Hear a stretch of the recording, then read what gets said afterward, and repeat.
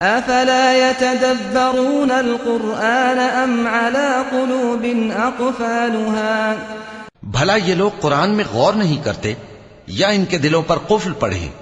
इन्नल्लज़ीना इर्तद्दू। अऊज़ु बिल्लाहि मिनश शैतानिर रजीम, बिस्मिल्लाहिर रहमानिर रहीम। तमाम हम्द व सना उस परवरदिगार आलम के लिए हैं जो आलमीन का पालने वाला है। दुरूद व सलाम हो मोहम्मद व आले मोहम्मद अलैहिमुस्सलातु वस्सलाम पर।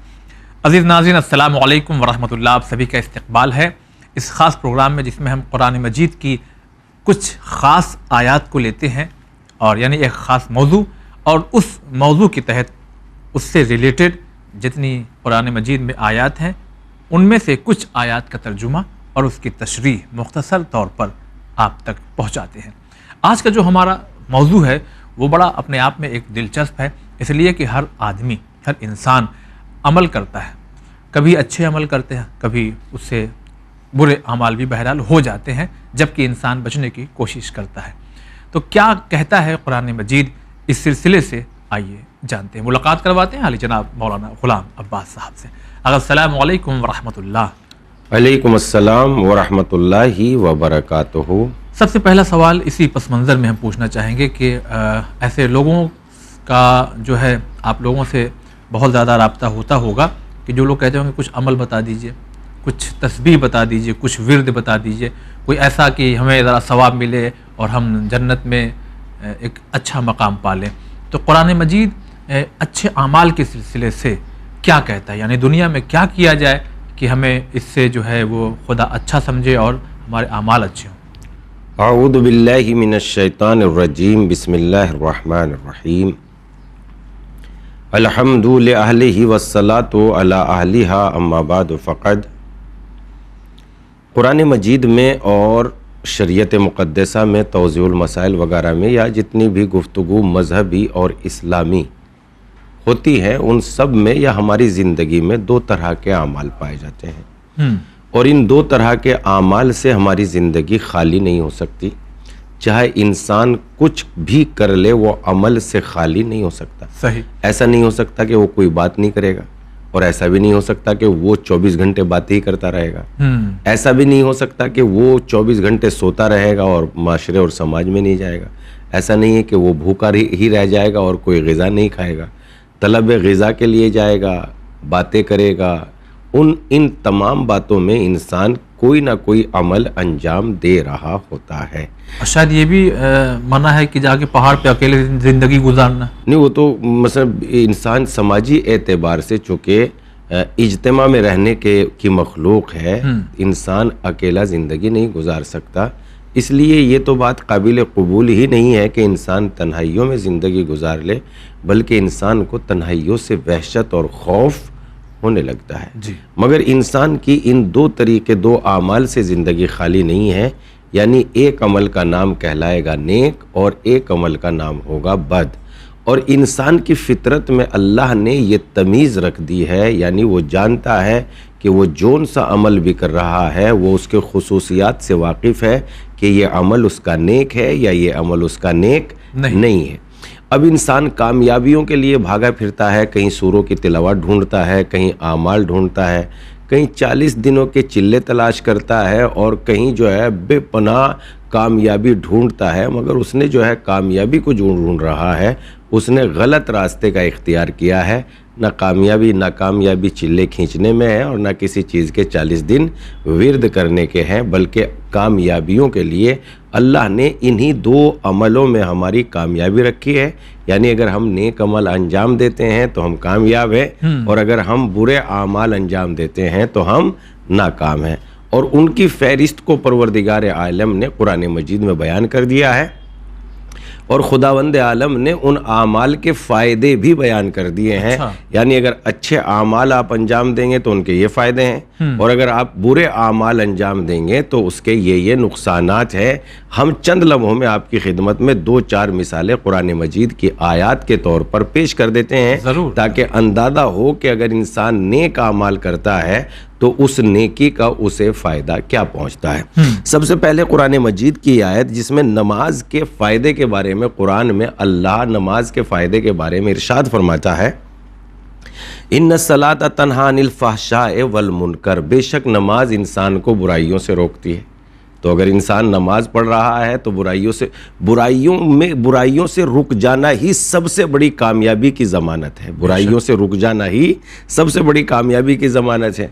इंसान कहे में कामयाबी ढूंढ रहा है, झूठ में कामयाबी ढूंढ रहा है, बुराइयों में कामयाबी ढूंढ रहा है।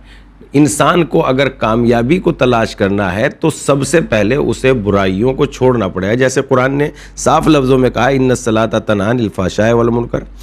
फिर उसके बाद रोज़े में अल्लाह ने कामयाबी का ऐलान किया, यानी फ़ायदे का ऐलान किया कि अगर आप रोज़ा रखोगे तो रोज़े का तुम्हें क्या फ़ायदा पहुँचेगा। और रोज़े का फ़ायदा क्या पहुँचेगा? इरशाद होता है, कुतिबा अलैकुमुस्सियामु कमा कुतिबा अलल्लज़ीना मिन क़ब्लिकुम लअल्लकुम तत्तक़ून। ऐ साहिबान ईमान, रोज़े तुम पर वैसे ही वाजिब कर दिए गए हैं जैसे तुमसे पहले वाली उम्मतों पे वाजिब किए गए थे। लिहाजा आप जो है लअल्लकुम रोज़ा रखो, लअल्लकुम तत्तक़ून, शायद कि तुम तकवा गुजार और परहेज़गार बन जाओ। यानी रोज़ा रखने का फ़ायदा यह है कि इंसान मुत्तकी और परहेज़गार बन जाएगा। और ये बात हम जानते हैं कि दवाई से ज़्यादा परहेज़ इंसान को फ़ायदा पहुंचाता है। ये बात हम सब जानते हैं, दवाई से ज़्यादा परहेज़ इंसान को फ़ायदा पहुंचाता है। लिहाजा परहेज़गार बन जाओगे, मुत्तकी बन जाओगे अगर तुम रोज़ा रखोगे। तो रोज़े का फ़ायदा यह है कि इंसान को रोज़ा मुत्तकी बना देता है। और मुत्तकियों का दर्जा क्या है? हुदल लिल मुत्तकीन। ये किताब जो है साहिबान तकवा के लिए हिदायत है। इमामुल मुत्तकीन, और अली मुत्तकियों के इमाम है, परहेज़गारों के इमाम है। तो अगर आप रोज़ा रख रहे हैं तो रोज़े का फ़ायदा ये होगा कि आप मुत्तकी बन जाओगे। अगली आयत में कुरान ये कहता है ज़कात के सिलसिले में, ज़कात भी एक अमल है। ज़कात के सिलसिले में कुरान ये कहता है, खुज़ मिन अम्वालिहिम सदक़तन तुताहिरुहुम व तुज़क्कीहिम बिहा। इनके मालों में से, इनके अम्वाल में से, इनकी दौलत में से ज़कात हासिल कीजिए, ज़कात लीजिए इनकी दौलतों में से, इनके अम्वाल में से ज़कात लो, ताकि उसके ज़रिए खुदावंद आलम इन्हें पाको पाकीज़गी इनायत कर दे। यानी पाकीज़गी भी एक कामयाबी की ज़मानत है। तो ज़कात देंगे तो पाकीज़गी का फ़ायदा पहुँचेगा। अगली आयत में कुरान कहता है कि खालिस तौबा का फ़ायदा यह है कि परवरदिगार आलम उसे गुनाहों से पाक कर देता है। जैसा कि इरशाद होता है, तूबू इलल्लाहि तौबतन नसूहा असा रब्बकुम अन युकफ्फिरा अन्कुम सय्यआतिहिम। ऐ मोमिनो, खुदा की बारगाह में खुलूस से दिल से तौबा करो, उम्मीद है कि तुम्हारे गुनाहों को खुदा बख्श दे। यानी तौबा का फ़ायदा ये होगा कि अल्लाह उसके गुनाहों को बख्श देगा। कर्ज़ुल हसना का फ़ायदा, यानी कुरान मजीद में ये कहा है कि दूसरों की मदद के लिए कर्ज़ हसना दो। तो कर्ज़ हसना का फ़ायदा ये होगा, इन तक़रदुल्लाह क़रदन हसना युज़ाइफ़ु लहू व यग़फ़िर लकुम। अगर खुदा को कर्ज़ दोगे तो खुदा तुम्हारे लिए उसमें इजाफ़ा कर देगा और तुम्हें माफ़ भी कर देगा, यानी माफ़ कर देगा खुदावंद आलम। तो हम अगर जो है दूसरों की मदद के लिए कर्ज़ दे रहे हैं तो खुदा हमारे गुनाहों को माफ़ कर देगा। कर्ज़ देने का फ़ायदा ये पहुँचेगा। नबी की पैरवी करने का फ़ायदा क्या पहुँचेगा? नबी की इताअत करने का फ़ायदा क्या पहुँचेगा? नबी की इताअत के सिलसिले में कुरान कहता है, कुल इन कुंतुम तुहिब्बून अल्लाह फत्तबिऊनी युहब्बिबकुमुल्लाह। इनसे कह दो कि तुम खुदा से मोहब्बत करते हो तो मेरी पैरवी करो। अगर तुम मेरी पैरवी करोगे तो खुदा तुमसे मोहब्बत करेगा। तो इस एतबार से नेक आमाल के फ़ायदे ये पहुँचेंगे। और उसके बाद अमल साले का फ़ायदा क्या होगा? इसके आगे भी कुरान कहता है, इन्नल्लज़ीना आमनू व अमिलुस्सालिहात सयजअल लहुमुर्रहमानु वुद्दा। बेशक जो लोग ईमान लाए और अमल साले अंजाम दिए, खुदावंद आलम, खुदावंद रहमान उनकी मोहब्बत लोगों के दिलों में डाल देगा। तो ये नेक आमाल अगर लोगों के दिलों में इंसान की मोहब्बत पैदा हो जाती है तो बहुत कीमती बात। अपील करके अपने दोस्तों से, अपने भाइयों से, अपने छोटों से ये गुजारिश करता हूँ, बड़े तो बहरहाल बड़े हैं, चूँकि जब लोगों के दिलों में इंसान की मोहब्बत पैदा हो जाती है तो इंसान एतमाद हासिल कर लेता है। और जब इंसान एतमाद हासिल कर लेता है तो एक इंसान लाखों करोड़ों लोगों के बराबर काम अंजाम देता है। चूँकि जब लोग जिसके दिल में किसी की मोहब्बत पैदा हो जाती है तो लोग उसकी बात मानना शुरू कर देते हैं। और जब लोग बात मान लेते हैं तो वो एक आवाज़ में उसकी बात पर करोड़ों अरबों लोग अमल अंजाम देते हैं। तो गोया ये एक आदमी की आवाज़ पे अरबों लोगों का अमल अंजाम देना, ये मुख्तसर से लम्हे में इंसान बहुत बड़े काम अंजाम दे देता है अगर लोगों पर, लोगों का एतमाद हो जाए उस इंसान पर, तो खुदावंद आलम लोगों के दिलों में मोहब्बत पैदा कर देगा अगर इंसान नेक आमाल अंजाम देगा। बेशक बहुत बहुत शुक्रिया अदा करते हैं। इसी का अगर जस्ट अपोजिट इंसान अगर सोचे कि ये तो हो गए वो, हालांकि और भी बहुत से नेक काम हैं लेकिन इस प्रोग्राम में मुख्तसर तौर पर पेश करते हैं, अगर इंसान जुल्म करता है, परेशान करता है, सितम करता है, तो उसके सिलसिले से कुरान ने जहाँ ये फ़ायदे पहुँचाए तो उसके नुकसानात क्या बयान किए? जी बहुत खूब। अगर इंसान बुरे आमाल अंजाम देता है तो उसके नुकसानात भी उतने ही कहीं ज़्यादा है जितने कहीं फ़ायदे हैं। जब इंसान नेक आमाल अंजाम देता है, जितने नेक आमाल अंजाम देने के फ़ायदे हैं उतने ही बुरे अंजाम देने के नुकसानात भी है। और बुरे आमाल अंजाम देने के नुकसानात बेपनाह है, बेपनाह। यानी ऐसा कि जिन्हें तारीख़ या दुनिया का कोई कलम अपने कलम से उन नुकसानात के अदद, हिसाब, तहरीर करने से माजूर हैं। अच्छा, यानी इतने नुकसानात होते हैं गलत आमाल अंजाम देने के। मसलन जैसे वो कौम मिल्लत या वो बादशाह जिसने जो है हराम को हलाल बनाने के लिए अपनी भतीजी से शादी करने के ख्वाब सजाए थे और उस जिद में जनाब याह्या अलैहिस्सलाम को कत्ल कर दिया था। जी। नुकसानात लिखे जा सकते हैं। एक इंसान की ज़िंदगी की कीमत कितनी है इसको नहीं तहरीर किया जा सकता, तो एक नबी की ज़िंदगी की कीमत कितनी होगी उसको कैसे बयान किया जा सकता है। और जनाब याह्या की ज़िंदगी को कत्ल कर दिया गया। तो जो जुल्म करते हैं, गलत करते हैं, बुरे आमाल के जो नतीजे हैं वो यकीनन किसी कलम में इतनी ताकत नहीं है कि अदद व हिसाब शुमार करके बता दें मसलन 10,000 नुकसान पहुँचे हैं कि 50,000 नुकसान पहुँचे हैं। और ख़ुद इंसान की ज़ात को जितना बड़ा नुकसान पहुँचता है, बल्कि इंसान जो तबाहियों की तरफ जाता है वो अपने आमाल की बुनियाद पर। मसलन यहाँ कुरान मजीद सबसे पहले ऐलान होता है इन्नल्लाह ला युहिब्बुल खाइनीन, खुदावंद आलम खयानत करने वालों से मोहब्बत नहीं करता। जबकि ये कायनात में अगर देखा जाए तो खुदा की बनाई हुई कायनात है, और जब वही मोहब्बत नहीं कर रहा है तो उसकी कायनात से यकीनन हमें एक रेज़ाए गंदुम लेने का भी हक़ नहीं है, चूँकि हम जिसकी इताअत नहीं करते वो हमारी बात या हमारी ज़ात से जो है नाला और नाराज़ हो जाता है। मसलन मिसाल के तौर पर आप अपने अब्बा के साथ उनके घर में कितने दिन रह सकते हैं? जितने दिन भी रहेंगे उतने दिन उनकी बात चाहे बाज़ाहिर मसलन दिल में मुखालिफत करने का इरादा हो मगर सर हिला के यही कहना पड़ेगा हाँ वालिद मोहतरम ऐसा करेंगे, हाँ ज़रूर करेंगे, हाँ ज़रूर करेंगे। मुखालिफत पे कोई भी नहीं रखता और लेकिन मुआफ़क़त पे सब रखते हैं। मगर खुदावंद आलम की बारगाह में आप देखिए उसने ऐलान किया इन्नल्लाह ला युहिब्बुल खाइनीन, खयानत करने वालों से खुदा दोस्त नहीं रखता, खयानत करने वालों से खुदा दो मोहब्बत नहीं करता। अब खयानत की भी बेपनाह किस्म है, ज़बान की खयानत, कान की खयानत, आँखों की खयानत, जहन की खयानत, हाथों की खयानत, हज़ारों खयानतें मौजूद हैं। उसके बाद कुरान मजीद आगे कहता है कि जुल्म का नतीजा कौमों की हलाकत बनती है, जुल्म का नतीजा कौमों की हलाकत का सबब बनता है। यानी जुल्म के नतीजे में लोग हलाक हो जाते हैं, बस्तियां मिट जाती हैं जुल्म के नतीजे में।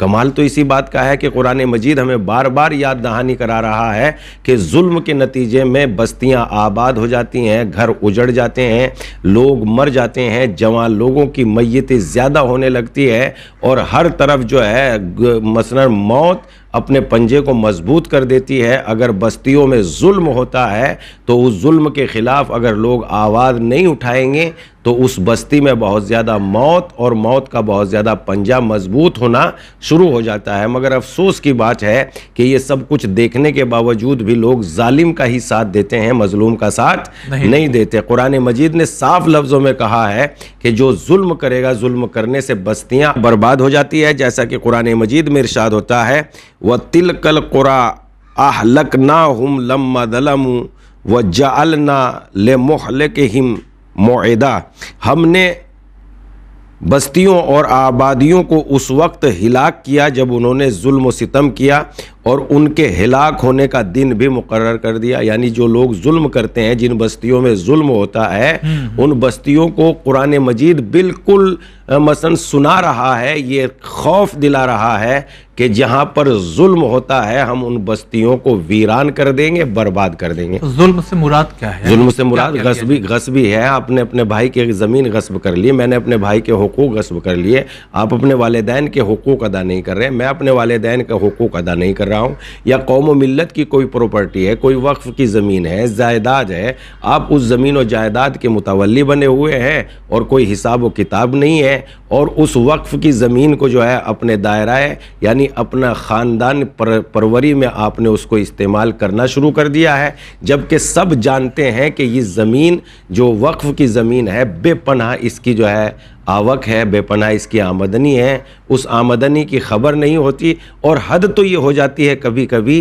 कि नाम किसी और के होते हैं और ज़मीन किसी और के कब्ज़े में होती है, और जिसके बेचारे की ज़मीन है वो घर से बाहर होता है, और जिसकी ज़मीन नहीं होती वो ज़मीन घर के अंदर होता है। इतना बेपनाह जुल्म देखने के बावजूद भी अगर बस्तियां खामोश हैं तो अल्लाह का वादा है एक रोज़ हिलाक हो जाएंगे और कोई बचाने वाला नसीब नहीं होगा। तीसरी चीज़ जो कुरान मजीद बयान करता है जुल्म के सिलसिले में, तो जुल्म वाली बात थी। तीसरी चीज़ है झूठ के सिलसिले में। इरशाद होता है इन्नल्लज़ीना यफ्तरून अलल्लाहिल कज़ब ला युफ्लिहून, बेशक जो लोग खुदा पर झूठा इल्ज़ाम लगाते हैं वो कभी कामयाब नहीं हो सकते। यानी झूठ बोलने वाले कभी कामयाब नहीं हो सकते। उसके बाद कुरान कहता है निफाक, यानी इंसान का मुनाफिक चेहरा, यानी आपके सामने कुछ और है और उसके बाद इरादा कुछ और है, बात कुछ, ज़बान कुछ और कह रही है और दिल कुछ और कह रहा है। इस सिलसिले में कुरान मजीद कहता है इन्नल्लाह जामिउल मुनाफिकीन वल काफिरीन फी जहन्नम जमिया, खुदा का कुफ्फार व मुनाफिकीन सबको जहन्नम में एक साथ इकट्ठा करने वाला है।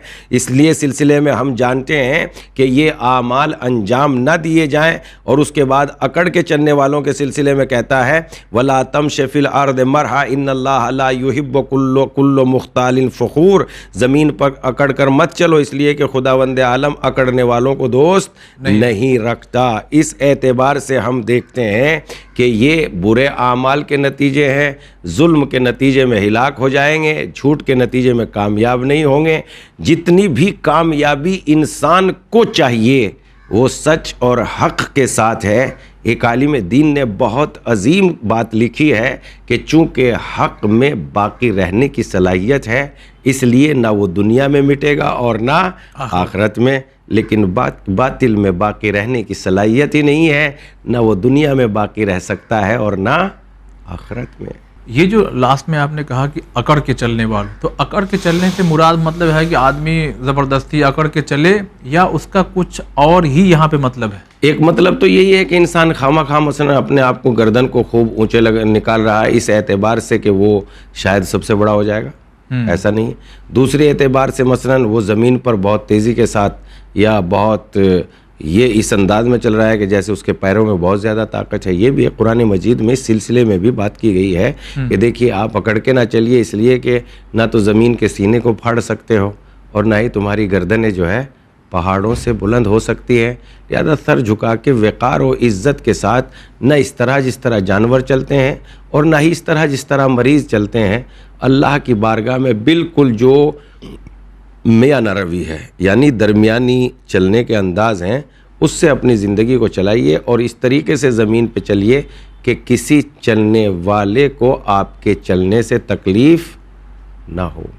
चलिए बहुत बहुत शुक्रिया अदा करते हैं। तो नाज़रीन, इस तरह से इस मुख्तसर से वक्त में बहुत सारी आयात कि जिनके इशारे क्योंकि उसको एक्सप्लेन नहीं किया गया बहुत ज़्यादा, मैं समझता हूँ कि वो जो इशारा ही है, हम लोग चूँकि समझदार हैं बहरहाल कुछ हद तक, तो वो काफ़ी है हमारे लिए। हम इस पे गौर व फिक्र करें और तमाम बुराइयों से बचें, और इस एपिसोड का जो पहला हिस्सा था वो तमाम अच्छाइयाँ उसको ज़रूर करते रहें, ताकि जैसा कि आगा ने कहा कि जो हक़ है वो बाकी रहेगा, जो बातिल है वो फ़ना हो जाएगा। इंशाअल्लाह अगले एपिसोड में मुलाकात होगी। फ़िलहाल आज के लिए बस इतना ही। वस्सलामु अलैकुम व रहमतुल्लाह।